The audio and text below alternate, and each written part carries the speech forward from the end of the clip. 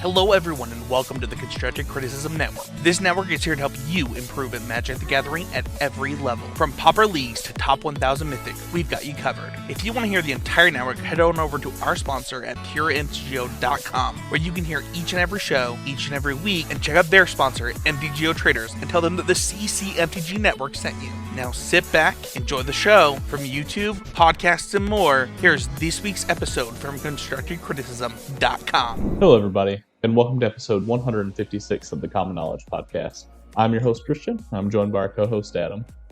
How is everyone? They can't answer that, but I don't care. They can answer in the comments. I'm trying to drive social engagement. Well, I'm doing great. It's been a hectic week, but tomorrow's Friday, so that makes everything better. What about yourself?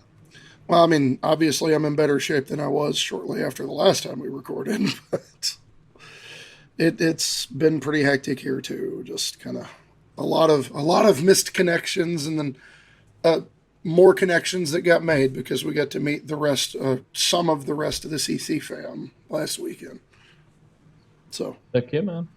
It was fun. Yeah, for sure. I'm a little bit sad that I couldn't be there, but Wow, you were headed the other direction.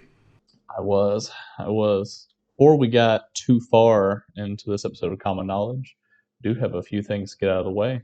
First, I got to remind everyone that Common Knowledge and all the podcasts on the Constructive Criticism Network are sponsored by PureMTGO.com, as well as Game Grid. If you'd like to support the show, make sure to like and share and subscribe to the Constructive Criticism YouTube channel and check out the Common Knowledge Patreon. With that out of the way, let's get on with the podcast for the week. Before we got into our main topic, though, we do need to kind of dive into what decks we've been playing and working on, if you wanted to lead us off. So I was with you working on Boros Heroic, and I could never really nail down a list I really enjoyed. And I just kind of ended up falling off that wagon and then going back to Boros Monarch and trying to bring the curve down on it and playing around with that. Yeah. Did you learn anything exciting? Well, I mean, it is just Magic in one of its most fun forms when you get to 2-for-1 people to death. So they're just Skyfishers and Glinthawks and Synthesizers and Ichor Wellsprings. And yes, you sometimes miss Battle Screech against decks that are full of 1-for-1 removal, but you are so much better against cards like Suffocating Fumes. It's not even close. Did you play any of the try any of the Gates packages in the deck at all? I have not gotten around to working on the Gates package yet. I wanted to keep my artifact count high, so I was playing Bridges. Mm-hmm. I'm definitely looking at them. I finally, my Moto account, I finally got them. So right. Finally got those free ones that WotC decided we needed. Right. Yeah, the Gates packages are kind of weird because in a lot of ways, they're incredibly powerful, particularly, right? I feel like it's really powerful in the Boros deck, mostly because you get to cut 2 cards that I think are pretty bad out of your deck, which are copies 1 and 2 of Rally the Peasants. Yes. I think that card, obviously it was good enough to see play in the deck for years, so, it's not a legitimately bad card. But it's, in comparison to your other cards, it was pretty horrendous. And so the fact that you can kind of move away from those and have a very similar effect built into your mana base is pretty nice. That being said, right, you do have to make the deck building concessions of probably not playing Glinthawks and things of that nature. Can't play Galvanic Blast if you want to. It is unfortunate, but it's definitely worth looking into. I mean, it's the closest thing we get to good creature lands in Pauper, so we don't have many effects that are that powerful that come off of lands. So it's definitely something I wanted to get around to, but we're going in a different direction for this month's deck, which we'll get to in a minute. So what have you been playing? I think last time we talked, I was kind of working on a Boros Prowess deck that had those heroic themes. Yeah. So it played Swift Spear and Seeker of the Way as kind of your 8 premier threats. And I had 4 more threats of what's that card's name? I think it's 10th District Legionnaire. Is that its Yeah, name? yeah. The red and white. Yeah, it's like, That's so good. yeah. So, playing that and then playing it alongside like 4 copies of Mutagenic Growth, copies of Apostle's Blessing, basically like mono red Kiln Fiend, except for you're playing red white. So playing just like your 4 copies of Lightning Bolt, and then you have access to the white sideboard cards like Dust to Dust, Journey to Nowhere, and you play sort of like a more mid-rangey plan.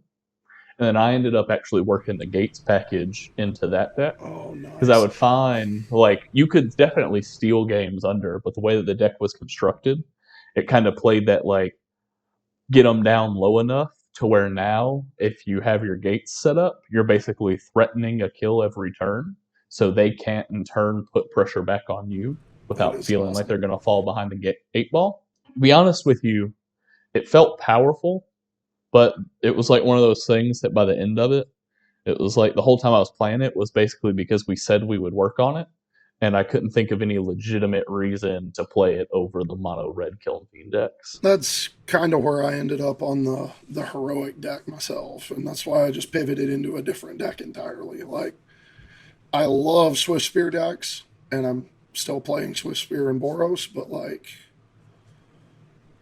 I couldn't convince myself for a reason to have to play 10th District Legionnaire. As much as I love that card in other formats, like I love that card in Pioneer, but it just doesn't have the same kind of punch that it does in those formats here. I definitely felt like there was value in it. Like I said, that mid-game, like getting the Scry is powerful, but it's not more powerful than just having another threat that's going to be threatening to kill your opponent every turn, which is kind of what Kiln Fiend and Festival Crasher do. Yeah, those other decks, That's kind of where I ended up. Obviously, I played some of the white-red like value piles, which I'll talk about a little bit more in depth later on. So the trap we both fell into, we forgot the pivotal rule of aggressive Magic. There is no substitute for the virtual card advantage of killing your opponent while they have 7 cards in hand. Yep. That's especially, like, I don't know if you've been seeing this. It feels like outside of the like hyper aggressive decks like mono red and Pauper right now, and Elves too. And Pauper right now, it's like you just never run out of cards. Yeah. Maybe I'm simplifying things, right? Because like I know the like rampy Cascade decks technically run out of cards, but like all of their cards draw another card. So it's like if they have 2 cards in hand, they could be really drawing cards. Yeah, exactly. Or like their cards like Cascade. So like obviously there are some decks that like run out of cards in hand, but they still don't run out of like cards to do stuff with. And even Burn is getting pretty good at not running out of cards because it has blood tokens. So maybe it is running out of cards, but it still has productive things to do with its mana. It gives you something to... I lovingly refer to it as flood insurance.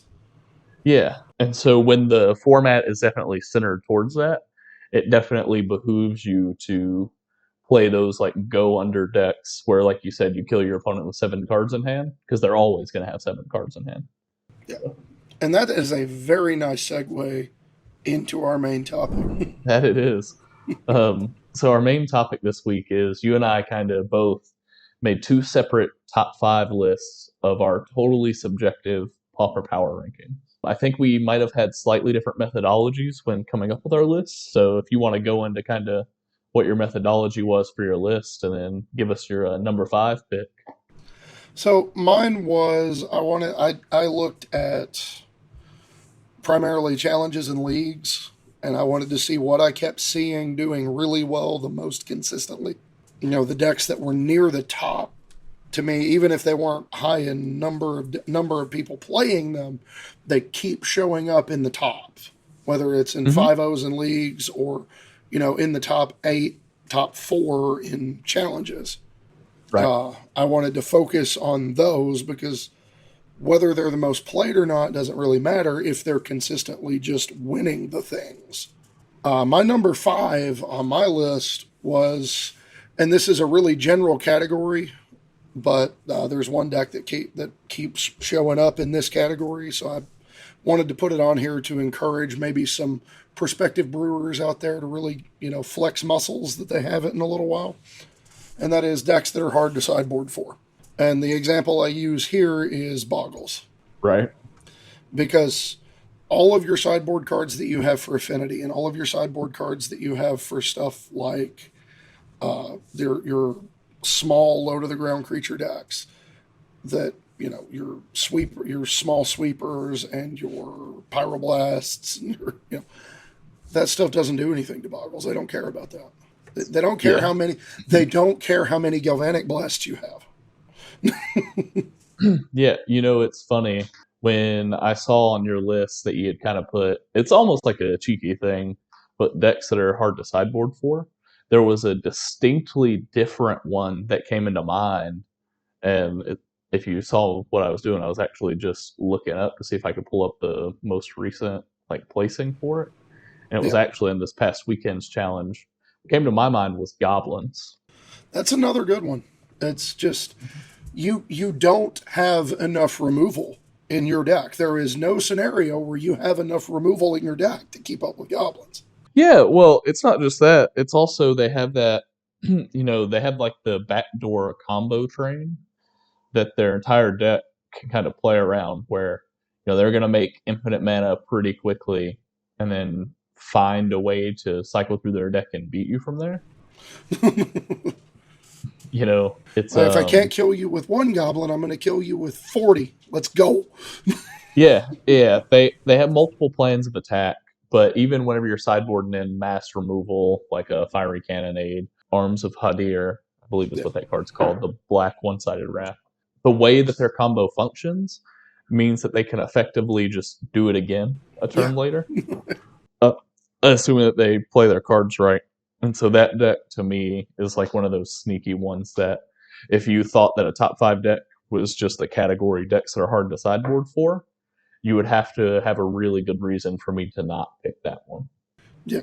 Another one that kind of goes into my head along these lines, it's less good against the blue decks, but it's a little bit better against the other stuff, and that is the Songs of the Damned combo deck. Yeah, I tried playing that deck for a little bit and didn't really get it.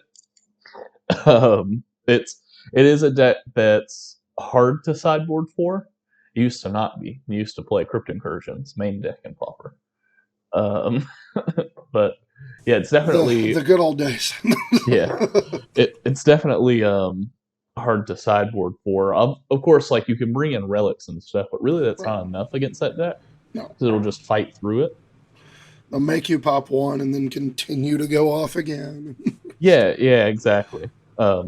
But it is a deck with a very high skill threshold of Songs of the Damned in the best Songs of the Damned players' hands. It's much more scary than Songs of the Damned in my hands. It's one of those decks that rewards your knowledge of the deck and how to play it way more than it does its positioning in the metagame. It almost doesn't matter how it's positioned in the metagame if you know how to play it really, really well. Mm-hmm. It's also one of those things that it fluctuates in popularity, but I feel like it's one of the few decks in Pauper that most Pauper players don't have actual experience playing. Where I feel like a lot of long-time Pauper players will have experience playing fairies and Boggles and mono green and elves, but almost nobody has experience playing that deck. Yep. So they never really know what that deck is capable of. And that's the whole reason that I even tried to play it once upon a time, was just so I could see what can this deck do. Yeah, that's kind of my all-encompassing decks that are hard to sideboard for. You do this one thing that is really powerful and requires your opponent to have very, very specific types of answers that when you look around the format are not being played very heavily. Mm-hmm. So you're a surgical tool that hits them like a blunt instrument. Yeah. Well, that was your number 5.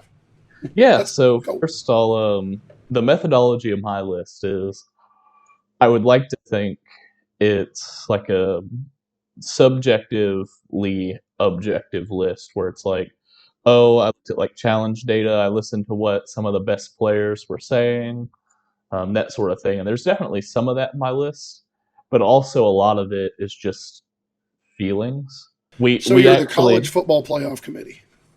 Maybe. That's exactly Um, what I just heard. yeah, well, we actually talked about in the Discord server, and I think we're actually going to do an episode on it Yeah. probably next week of eliminating your biases in Magic. And a lot of that comes whenever you analyze a metagame, right? Like, how do you eliminate your bias for that? But then that kind of got me into deeper discussions with some friends about why eliminate your bias. Obviously, you can't be so biased to the point that you can't be like reasoned with or worked with in Magic, because you can never play enough games or have a high enough skill level to be better than the person that has 30 people that they work with. But in the short term, those heuristics can be very effective, and they can also be a really good way to navigate a specific format. And so, while my list did try and analyze challenge results and talking to players that I feel are very strong players, there is a lot of, hey, like my gut kind of says that, maybe if there are two decks that I think could have been in the fifth spot, my gut was really the thing that kind of drove me to go, okay, this is why this is my number five, and this is why I think my number four is better than my number five, and that sort of deal.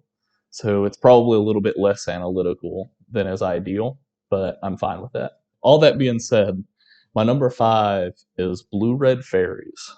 Blue Red Fairies kind of doesn't need an introduction. Whenever I was thinking of the build of this deck that I think is the fifth best deck in Pauper, you'll see all of the other lists, like the other top four decks. I kind of feel that there is a more correct way to build it Yeah. than others. Fairies, particularly the blue red version, is the only one that I didn't feel that way. It's a deck that I have in paper, and there's a local Pauper tournament coming up that I've been preparing with a friend of mine, and he was like, he really likes the Fairies deck, so he's gonna play it. And he was like, so what 75 should I register?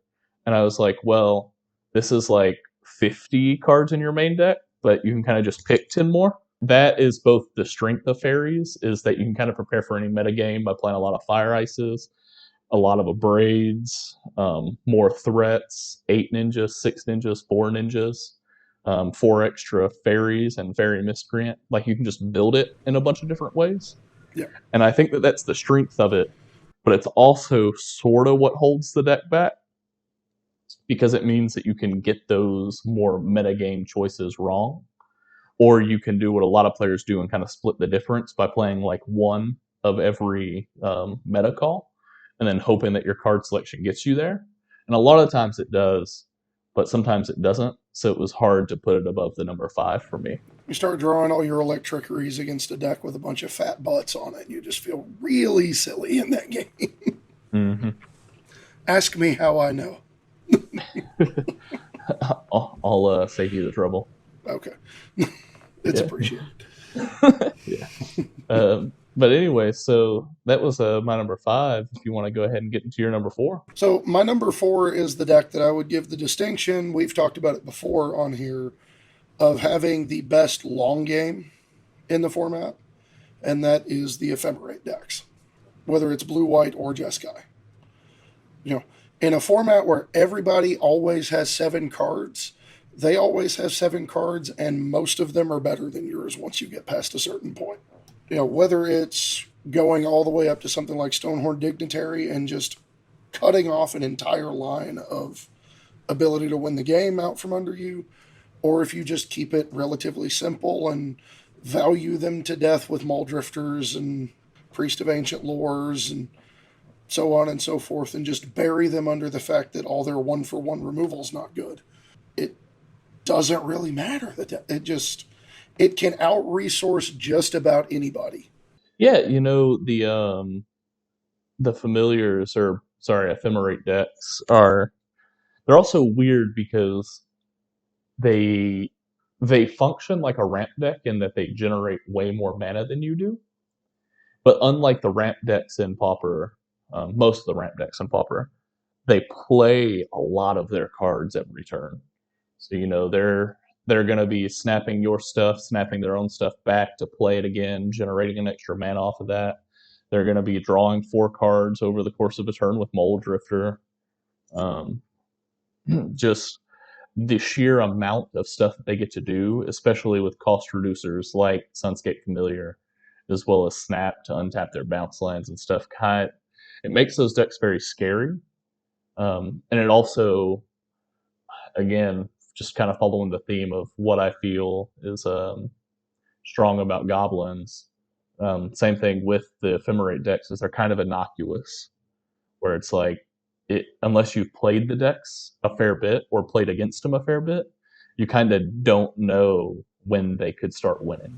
And especially from them, it can just seemingly come out of nowhere. They think you've got shields down, and then they just start deploying things, and all of a sudden they've gained a bunch of life, they've got a full grip of cards again, and you can't win the game anymore. Mm-hmm. And then especially like blue-white is one thing, and then Jeskai, your favorite color combination, also gets to take advantage of actual inevitability in the form of Ghostly Flicker Archaeomancer loops. Oh, So yeah. they can like buy back lightning bolts if they get 2 of them going. Yeah. And, something that the Jeskai decks have over the blue-white ones, right, is they can also play like Cleansing Wildfire. And, if they're going that route, they might be able to fit in like better removal and Galvanic Blast. There's a lot of different ways to build the Ephemerate decks. And honestly, it's like a nice segue into my number 4. Because my number 4 was just straight blue-white familiars. So we're kind of aligned on the number 4. Oh, I would say the thing that puts blue-white over the other Ephemerate list, to me, is just how streamlined it is. So, it's a deck, it obviously has way more redundancy than the, Jeskai versions do, or like the blue-white splash black versions do, just because it plays more copies of every card, and it feels like that list is super honed in, specifically with the Modern Age and other cards. And for me, that's kind of why it took that number 4 spot, isn't equal with the other Ephemerate decks, is just because of how honed in those lists are. Whereas if we were having this discussion 2 months ago, it kind of felt like how I felt about fairies, where there was always like slightly different blue-white lists running around. that makes sense. I can agree with that. You want to go ahead and jump right into your number 3? So my number 3 is the Boros value piles, which I know you're going to get to. We only did it once this time, okay? Right? Yeah. If you want to talk about why you have them at number 3, they're just a little bit higher on my list. So I'll save my comments for them. But Fair enough. The reason I have them in number 3 is because I kind of lumped all of my fairies decks together above them. And there's, because the fairies deck is a little bit more ubiquitous, because I see it consistently in higher numbers at higher finishes, and because just kind of a gut feeling from playing with both decks, like it is way easier to fall into a situation as the Boros player against the fairies decks where you feel hopeless, where you feel like you don't have a way out of your games, than it is on the other side of the table. But I love them against our unanimous number 1. So, they're high enough on the list. They keep showing up even when we both are kind of like, I don't know how I feel about them. They keep showing up. They keep winning things. They keep topping. They keep getting treasure chests all over the place. It's just like the deck is still really, really good because, again, like the Ephemerate decks, you just out-resource people. Yep. You just have the capacity where your late game, instead of being, I'm going to continue to out-resource you until everybody's out of gas, it's, I'm going to out-resource you until I can punch you in the mouth. Yeah, I don't think you and I have any disagreements about how good White-Red is, particularly against the top ends of the metagame. My number 3 was Blue-Black Fae. I think that Blue-Black Fairies is the premier control deck in Pauper, and I'm not sure it's particularly close. Some people might actually call it like aggro control, where it like kind of plays that control role until it doesn't. But I think it's a pretty squarely controlled deck. It plays most of the best removal in Pauper except for Lightning Bolt. It has arguably, honestly, the best removal spell in Snuff Out. But then also all of its threats are incredibly cheap, right? Like it gets to play that Fairies package alongside the Ninja, but the lists are pretty settled that they only need 4 Ninja, and then, they're going to play Thorn of the Black Rose as their other card advantage engine, and then, 1 or 2 Gurmag Anglers to really set a clock on your opponent. And just how streamlined that list is of having multiple ways to generate card advantage, unlike the blue-red version, which relies heavily on ninjas. Also, that super quick way to end the game in Gurmag Angler, which I feel it's really what you have to do to be a control deck in Pauper. You and I have been talking about spoilers, playing like blue-red X control decks, and something that I've been thinking about is you kind of need to have at least 1 or 2 ways to just end games quickly. Because gone in Pauper, and it's been like this for a while, are the days of just not really having an on-board win condition. And it kind of goes back to all the decks have so many cards that you're never going to be in a situation, or you're very rarely going to be in a situation where you have 6 cards and your opponent has none, and all of your cards are good, and all their cards are just going to be countered by your stuff forever. Those decks are pretty much dead, because everybody has so many cards all the time. So you kind of need to find a way to close that gap fairly quickly. And I think Gurmag Angler is just the best way to do that. I'm not sure that there's too much difference between white-red and blue-black fairies. I would agree with that. But I think blue-black fairies is just a little bit worse, which kind of brings us to both of our number 2s, which mine obviously was the white-red value piles, if you wanted to get into what your number 2 was. So my number 2 was kind of the all-encompassing blue X fairies, because to me, they're similar core packages with different spice. Mm-hmm.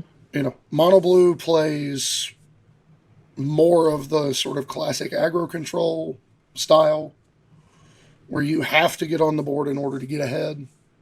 You got to get that ball rolling, or it's never going to start.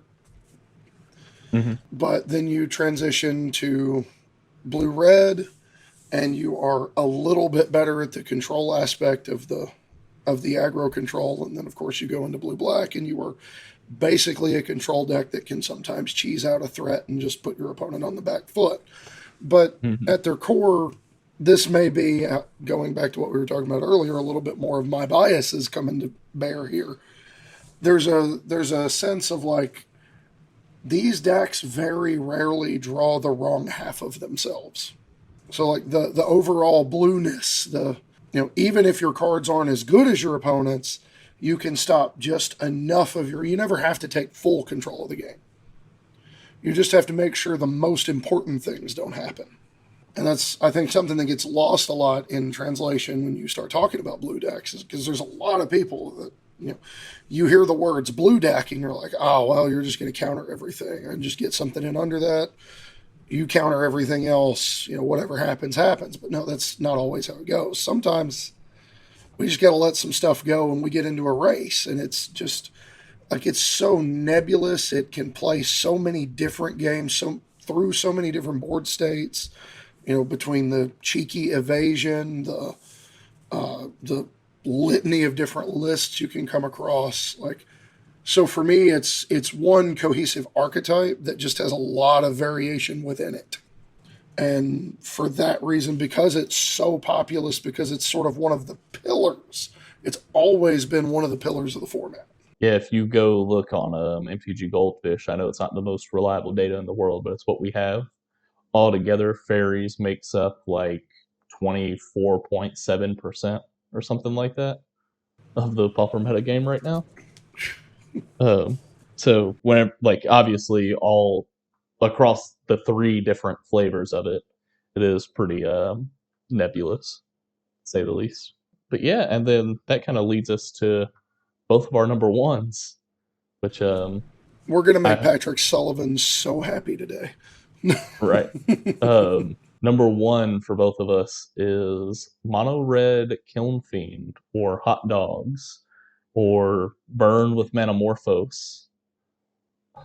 I just call it Blitz. Yeah. Oh, that's another name, Blitz.